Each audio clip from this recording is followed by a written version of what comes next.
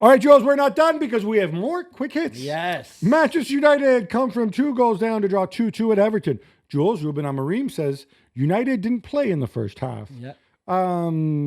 Are you going to praise Davy Moyes? I would much rather. I don't want to talk about Manchester United. I've had enough of them anyway. I saw more bad than good in that game from A lot more bad than good. Yeah, exactly. So I don't even get the Amorim. Yeah, second half. I don't get that. But for David Moyes, and you know I'm not a big Moyes fan, certainly when he was at West Ham, and he knows that.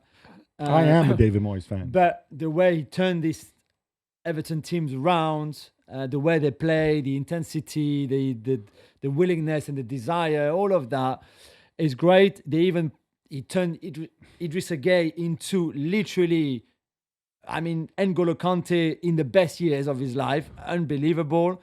So great credit to David Moyes, I think, for the last few games, really. And Abdoulaye Doucouré as well. Oh, my boy Doucouré. They're Paris born and bred. What else could you say, And sticking with that game, Gabby, it could have been worse for United if referee Andy Madley's decision to award a penalty for Matthijs de Ligt tug of Ashley Young's shirt had stood. Have you figured out why he was disallowed? Okay. Turnover?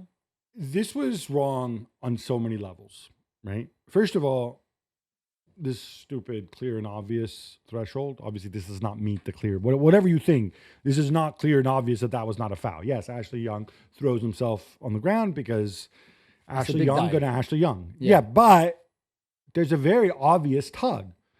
And I presume this is what Andy Madley saw, because Andy Madley is a referee who's been around the block. He knows Ashley Young is going to throw himself to the ground and dive when he has the opportunity. So I presume he gave it because he saw the tug. Why the VAR intervened is a mystery to me, because you can clearly see the shirt being pulled on television. Maybe they thought it was not enough to warrant the dive. It's not a question of not enough. Pulling somebody's shirt, unless it's reciprocal, is a foul. You're not allowed to do that. You are not allowed to grab somebody else's shirt and pull him. Right? I'm sorry. Have the laws of the game changed here? No. They haven't, right? So this is always a foul. So this is always a penalty. Except if they were both pulling each other's shirts, which they were not doing. So I don't understand this. I want to hope. I was watching Match of the Day, which is for those who don't know, is like the big recap here they do on the BBC. And they suggested that there's 2 replays from 2 different angles. And one of them, you can clearly see the shirt being pulled. On the other one, it's not so clear. They were suggesting that Andy Madley only saw one of the replays. Only saw one angle.